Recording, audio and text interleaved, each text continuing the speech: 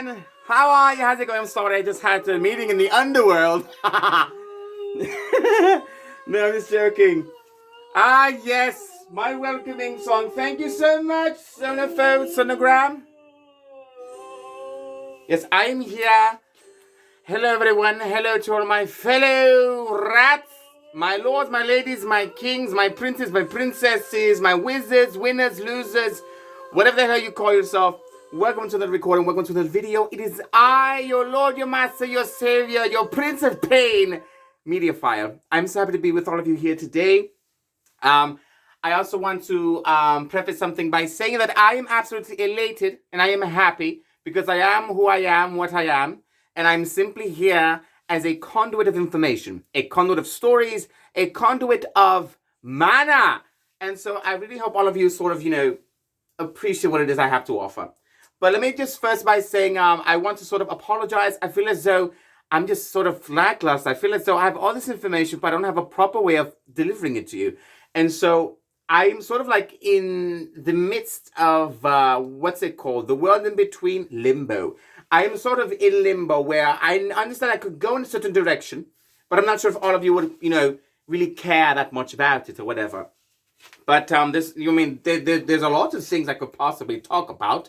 I really try to avoid it because it all seems to sort of, revolve around the whole political thing, the climate, which is increasingly toxic. And on this channel, I'm not about that. I'm not promoting anything or anyone because, frankly, they haven't done anything for me personally. I had to look out for myself. Pahalo looks out for me. My mana looks out for me. What do you want to do? It's all about this. I don't understand. Oh my God. But no, I am happy. I'm still keeping up my, my sort of recuperation, but I'm pretty much fine at this point, which I'm happy about. I hurt my ankle like almost a month ago. And my foot still hurts in certain spots. I can't bend it over my neck. I'm just joking. I never could do that. Sober. But I feel a lot better. And I'm happy to be here. So, but I think in today's video, and I feel like I need to organize myself a bit more. It's just, like I've mentioned before, like I get so excited about a certain topic, a certain thing to speak on, and then, it sort of goes off the rails. And so then I'm like, what am I supposed to be doing? What am I supposed to be saying? I want to apologize also for the lighting. I know it's a bit strange in the background. You can't see much. But I've noticed that using actually lit candles, though I prefer, unfortunately, mess up the camera's vision. I have to put them on the floor. I'm not sure if you can see them at all down there.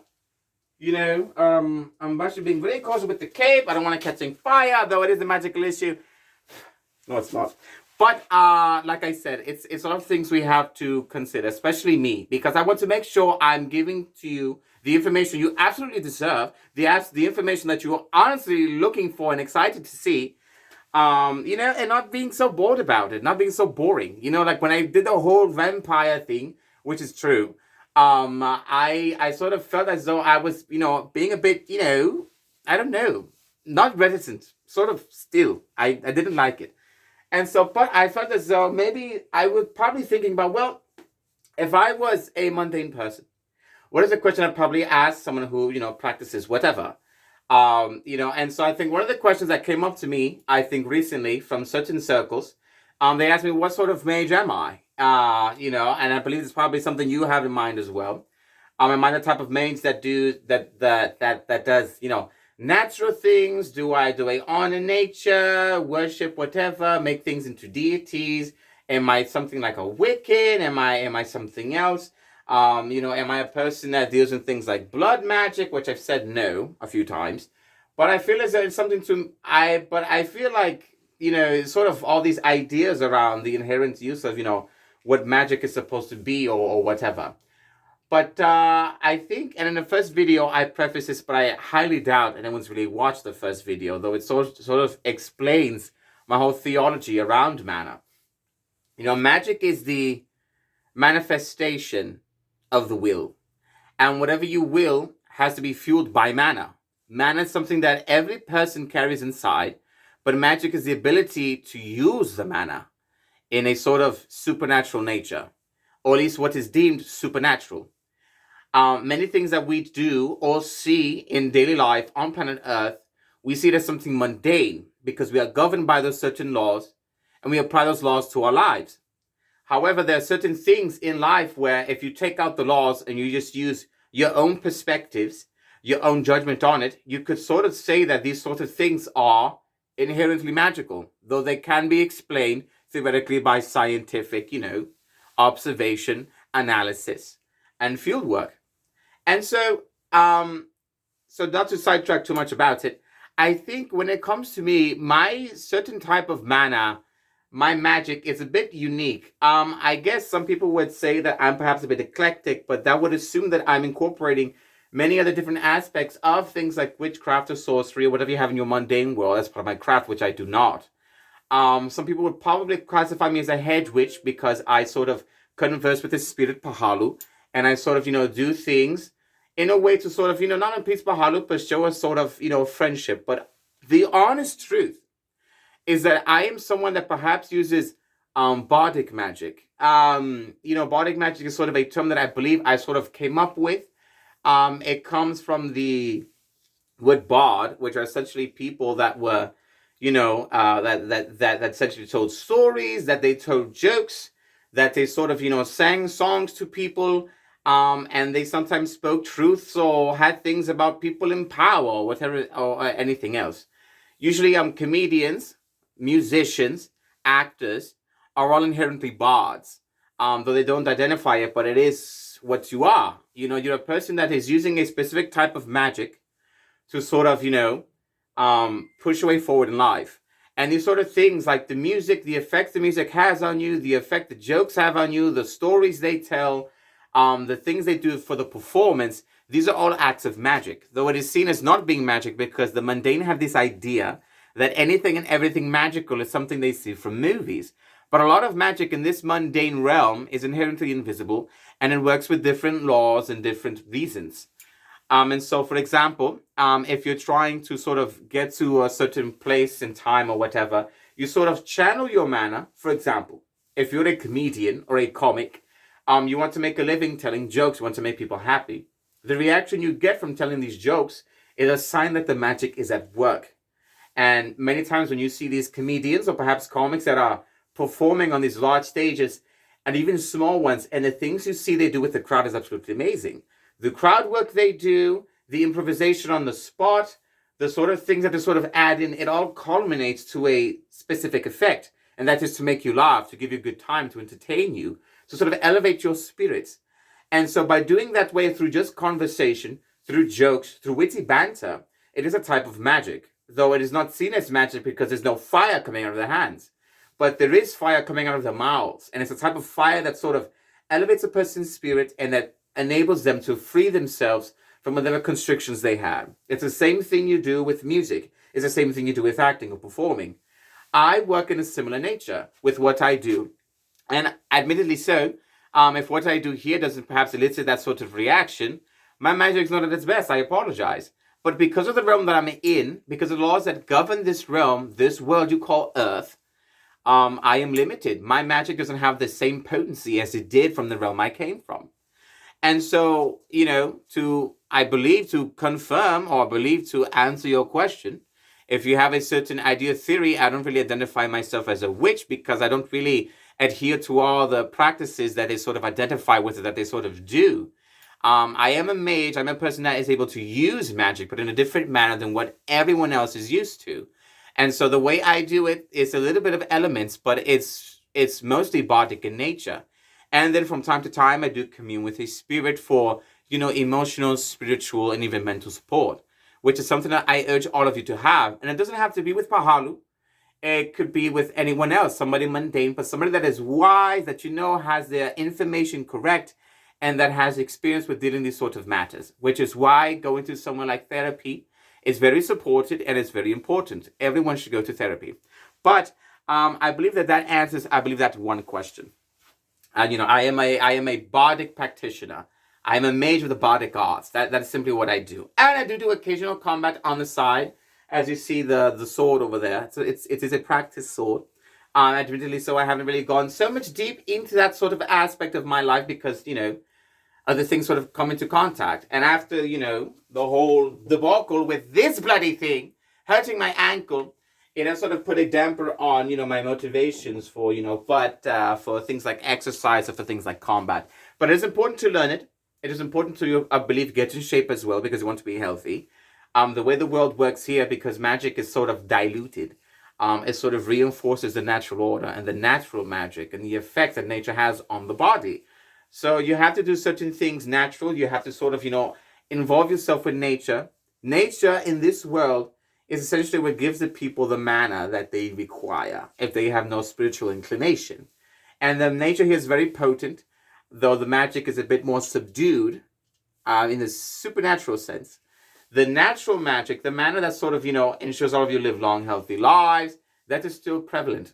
However, it is being polluted by a lot of the things, but this isn't one of those discussions. But like I said, whatever has your source of magic, whatever you find your source in, whatever you feel as though you have a knack at, is essentially your magical talent. So if you are gifted in visual arts, painting or whatever, the illicit emotions, the illicit imaginations, that is a form of magic. If you're a musician or even a singer, if what you sing or play has a certain effect that is, I believe, either expected or unexpected, it is a sign of magic being at work. It is the same thing with, with performing. If you're an actor, you're essentially painting pictures in people's minds. You're sort of, pretending to be in a place that you really aren't. These sort of things, the effects they give you, the sort of respect we have for actors as, quote unquote, normal people is quite staggering. And it is a sign that, they are, using magic. And of course, they have things like, technology that helps, aid them in their endeavors. But honestly, it is certainly magic at work. Meryl Streep is a phenomenal. Hello, bye! Magic is inherently a very sort of unpredictable thing at times. It is something that is very great, something that is new and old at the same time for many different people. But tirade aside, I think in this current video, I will probably be discussing, I want to focus on one thing just so that, I'm a bit more organized. Like I said, I'm getting better at this sort of thing. I understand that many of you who perhaps watching either don't care about half the things I'm talking about, but I believe I will finally discuss something that I believe I have mentioned, I believe in my first video. But I unfortunately don't have a diagram of pictures, but I'm going to use descriptions to hopefully give you the picture you, I believe, would need in mind to see what I'm talking about. I'm going to talk about a creature today that is not seen in your world at all. That's probably something that you probably don't really know too much about. It is a creature that is quite unpredictable, a bit gaudy to look at. It's not very pleasant, and it is quite a nuisance where it is. This specific creature is located in the southern regions of the places where I come from. We have large, lush forests down there. It's a bit more tropical in a sense. I would probably say subtropical. There's a lot of things like what you would consider apes or creatures that sort of resemble them, but they are magical in nature. The creature I am going to talk about specifically is known as the raskha. The raskha is a type of creature what is inherently a creature that was born from what most people are saying in a sort of ori form of magic. It was sort of an accident as to how this creature came into being. However, because it was a natural accident, it was able to adapt completely into the natural landscape. However, it is quite bizarre to look at. The raskha, it is a type of creature that is approximately, how many feet long? They're not terribly large, but even the largest ones can reach about like maybe 5 foot, maybe a lot less. The raskha is essentially a quadruped, and it is completely engulfed by hands, human hands, which is very disturbing. Some would say they are ape hands. They have limbs that are sort of large, sort of almost like arms. Let's just call them arms. And they sort of, act as ways to allow the raskha to be able to traverse the landscape. It is a creature that can inherently survive in, well, not survive. It is a creature that can pretty much has mobility in pretty much every sort of circumstance except for sandy plains. It tends to do all right in water because it's all hands. It can climb very well, all hands, In terms of partners, they are somewhat autonomous. They don't really reproduce as often. Some people say they haven't really seen them reproduce in the wild, which is true because it's really hard to, one, locate them, and two, being able to observe them in a way where it's not confusing. You know, when you see a mass of shifting hands, it can sort of trick your eyes a bit. But, so you essentially have sort of like a canine slash, feline hybrid. It has the two hind legs with hands at the bottom, two front legs with hands at the bottom. Its tail, it doesn't really have one per se because it doesn't inherently need it. The tail is essentially something that was made for animals to enable them to keep more balance, whether they're climbing trees or anything else. It sort of adds as a counterweight, a pendulum, especially when they're sprinting or anything like that. But when you're a creature that has things like hands, things that can really grab hold to anything in case you need it for things like balance, something like a tail becomes somewhat, unnecessary. But it is sort of like a hairless, feline slash canine hybrid with hands all over its body. It's quite gross to look at. Its actual face is an actual hand. It has a hand that comes up over this. It has two little eyes in between the appendages of the fingers. It actually has three eyes, which is gross. It has three eyes like this. So it would have an eye in the center and two eyes on the sides. And then it has another hand that sort of, I guess, covers that one. And then it has another hand that comes up from the bottom. So it's weird to look at. It's almost like this, but then it has some hands in the center, I guess, for further protection. So it has hands on its face like this, and then it has a hand right here, and then it has a hand on the bottom that acts as a sort of jaw. When the jaw opens, there is an orifice where food is able to go through. However, the raskha, because it's pretty much made of hands, it doesn't have teeth. It doesn't really have the use of teeth. It doesn't really need teeth. The fingers and the appendages on the hand act as a way for it to crush or to sort of rip apart the sort of, creatures that it sort of eats. And so these are very strong hands, and they are very callous, almost stone-like in nature. So they have the proper effect for grinding certain ingredients and things like food or whatever it desires to eat into its mouth. The mouth itself is quite interesting. I'm telling you this because this is based off an observation I did when I was in the university at the time. They had the corpse of a raskha on the table. This was an exotic creature, a creature that not too many people see. So, of course, it stirred quite a ruckus, a facumbus in the college, though not that violent. The creature itself has three eyes, like I said, and it has hands covering its face. It has hands that sort of reach up through its abdominal section and sort of rest on its chest. And it has hands that do this on the sides. And then, and then it has hand, of course, that sort of caresses the region where, its special region. It's genitalia. And it does have genitalia. You'd be surprised, but the genitalia it has is distinctly human genitalia. Like, it looks like cock and balls. It is a creature that has human genitalia.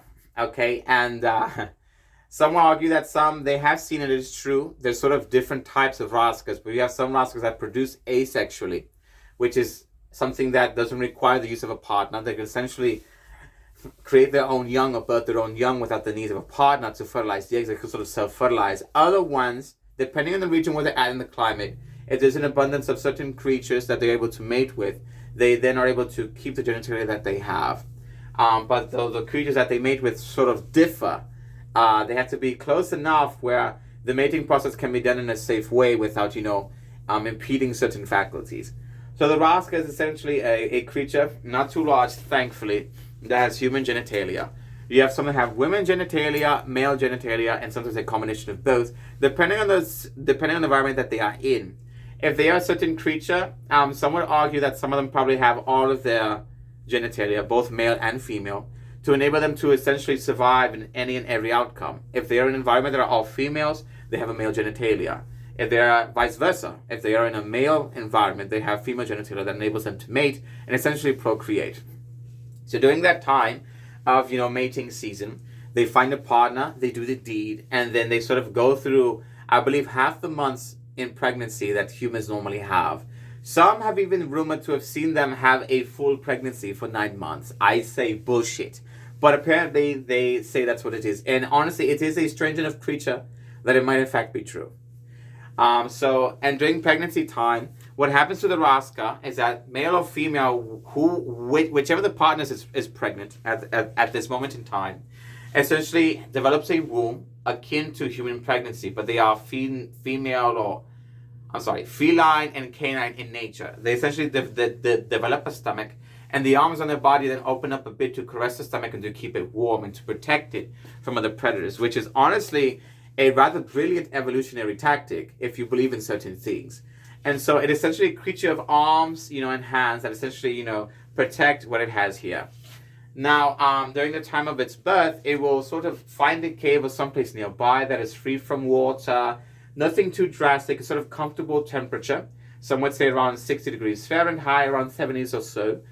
It will sometimes go towards 80s, but that's, reaching the sort of, heat point because they are surrounded by hands and everything of that nature. They didn't really develop too much hair. They're sort of, hairless. They're sort of like naked mole rats with hands all over. A very gross thing to look at. But the hands that they have essentially act as, warming sensors or I believe hubs. Like fur is supposed to isolate you, create thick hide, but when your hands, and the human hand, for example, is very warm, they have it all over their body, their hands act as a way of shielding it from the elements as best as they could. Even though the hands themselves get cold, but because they sort of develop a hard-like shell, or a very hard callus, it enables the hand to sort of act as I believe, a type of hide, a sort of type of skin to sort of protect the creature itself. When it gives birth, it actually, like the labor process takes about, I believe, 12 hours, believe it or not, half a day for you in order for these things to give birth. But once they do, they're going to have either 1 to 2 offspring, and that is it. It is extremely rare to see them birth anymore, but because they're so prevalent in nature, and so strong in nature, they sort of have to for their own protection. And of course, the children are born asexual. They have both genders, or I believe both sexes, technically speaking, from a scientific standpoint. And so that sort of carries them on. And so any situation that they're in, if the body sort of naturally over time finds one is better than the other, or perhaps if, they sort of develop certain tendencies that sort of lean them more towards one specific sex versus the other, then they will sort of turn into that gender. They will sort of inherit it and sort of, just have that. So it is extremely possible that you will find rascas in the wild with one or the other in terms of genitalia when it comes to the male or female anatomy. But there are certain instances where it is there's perhaps a healthy number of both, or perhaps the number of both are quite scarce. And so the reason, I believe, the motivation to breed becomes that much higher. So they would have to then keep both genitalia in case they find a partner of either sex or gender. So that is inherently what they look like. There have been reports that, there was apparently some in captivity. Some even said that the rascals are capable of producing human offspring if they have a human partner. It's very gross to look at, but it is inherently possible. Like I said, it is magic gone awry. But it is entirely possible for a male or female to sleep with a raskha and conceive a human child. The raskha will inherit the child as its own offspring because it is. And the raskha doesn't really live long at all after it gives birth. It lives for about maybe 10 years or so, maybe half that amount. So the human child would apparently be 5 years old, but because it has a human parent, the human parent then looks after the child. What is really miraculous about this is that when the child is born, it doesn't, if the raskha has a human partner, the child that comes out will inherently have all the human features. We don't know why this is. We don't know how this happens. There's a theory going around I believe the sect saying that the raskha was probably a type of human, or I believe a subhuman from a bygone age that was sort of corrupted or twisted by the natural magics that was there to enable it to survive, because the universe itself has to provide a balance, especially for creatures that theoretically aren't meant to exist. We don't know how it happens, but it does. Normal looking offspring. In terms of lifespan, it's sort of the same, but some live almost half the lifespan, though they age normally. So, for example, if a person in our realm, and there's a lot of mages nearby, and some of these creatures do tend to have mages, though they are animal hybrids, they do classify as hybrids. They will look like people, but they're not able to perform magic in the traditional sense how everyone else does. So there's a lot of things like stigmas, there's a lot of things like judgment, against those type of people. Everyone automatically assumes that if you can't use magic, it is because you're an offspring of a raskha and a mage that had a perverted taste, or believe had a very high sexual drive and was very exotic. The creature itself, some believe it has the ability to, I believe, camouflage or morph itself to look a bit more appealing. But like I said, it's something that is quite strange to look at. It can be borderline gross. The fact that anyone would fuck this thing is beyond me. But if you have a kink, the raskha is there to fulfill it for you. They can get a bit handsy, and the thing with the raskha is that during the mating season, it will essentially latch onto its partner, either male or female, during that interaction, and it will breed with them until the deed is done, until one of them becomes pregnant. But the raskas are able to know whether or not another creature is able to, I believe, bear children based on its own genetical anatomy. And so it uses its own anatomy as a way of deferring whether a person can whatever. And since human beings have genitalia that the raskha can identify and understand, they can then, have the judgment of saying that this creature is able to become pregnant or can get myself pregnant. And so, depending if the raskha is in the mood for pregnancy or anything else like that, it will essentially, agree to, having sex with a person. Some people would argue that the raskha are somewhat sentient. I cannot confirm or deny that information based on the studies that I have done and I have seen in the academy.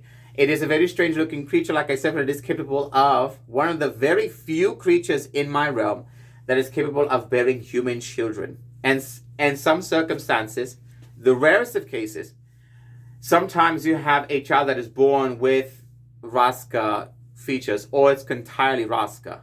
If it's a creature that's entirely raskha, the raskha will then take the creature, and upon a sort of, I guess, telekinetic agreement, the raskha will just take the creature into the wild to be with its young. But if the child comes out as human, which becomes a case more often, the child then goes with the human parent. And if the human parent decides to stay with the raskha, vice versa, the raskha can essentially become a household. I don't want to say pet because it gets into that sort of weird mid-ground. But it sort of becomes a creature you see within the household. And in rare circumstances, but you do see it, if you have a mate household you visit and there's a raskha present within the mate household, it is inherently that mate's partner, either the giver or the taker of the relationship. And yes, there are, supported cases that raskas do also mate for pleasure, so that's also one thing. But raskas don't live forever. And raskas don't have, I believe, the same emotional drive as humans do. They do have emotions, but they are mostly impulsed by things like breeding or things like pleasure, the sort of basics of the human nature. But humans all made to take advantage of those certain things in order to, propagate their species or just to have a good time. So the raskha is definitely something that I really want to get a picture for all of you to see. It is a creature that is very, strange, awkward. Some might see it as it's almost nightmare fuel, but for some others, it can become sort of erotic aphrodisiac. Especially, because sometimes these raskas, admittedly so, are quite well endowed. It's crazy to say. The female raskas, or the raskas, I believe, lean more towards the feminine side, even develop things like breasts. So some people this sort of, I believe, confirms the assumption, I believe the theory, I believe greater supports the theory that the raskas were inherently human at some point in time. But it is crazy shit. It is something that all of you should perhaps need to look at. It's not something that you guys know about or believe see in your world. There may be a creature or two that may be similar. Either something that is seen as mythological or perhaps religious in nature, but I definitely want to get it to all of you, for all of you to see it. If I have to draw it myself, I will do so. I'm quite decent at drawing to begin with. But I really want to get this image out there just so that you guys can sort of see what I'm talking about. But without further more delay, thank you so much for listening. Thank you so much for watching. I hope that the information I gave to you about the raskas, about what they are as creatures, how they operate in my realm, is quite interesting. And something that sort of, piques your interest, these sort of things. The creatures that I mentioned from my realm are real creatures. These are certain things I believe you can use for, things like imagination, even things for your D&D club if you have one. Just, preface by saying that this is essentially my idea because it is from my realm, and I told you about it, but it is something that is quite interesting and fascinating to think of. They come in many different types of skin colors, and they sort of range from region to region, and they sort of develop the sort of tendencies, or I believe the appearances of the people of those regions, and the natives that live there. So, thank you so much for listening. Thank you so much for watching. I hope all of you are treating each other with kindness, with respect, that whatever you're doing, whether it be magic or sex, you're doing it in safety, that you are seeking further knowledge, that you are seeking further passions, further motivations for life, for, allowing you to work and be good at, to find something that sort of speaks to you, that helps you grow as a person, as a mage, as a practitioner of the arts. I urge all of you to, stay safe yourself, to be kind to others, to be open to different types of ideas and opinions, because voices of reason are very scarce right now, and people are in desperate need of a proper conversation. Remember to restrain yourself in a polite manner, but also not be afraid to assert your opinions or even your ideas in a way where, you don't come off as too passive. Make sure you feed your family, your pets, your rodents, your brothers you keep locked in a cage, and that you remember that not only I care for you, Papa Haru does as well, and that on this channel we seek to make the mundane magical. Goodbye, and remember, come back next time, okay? Bye!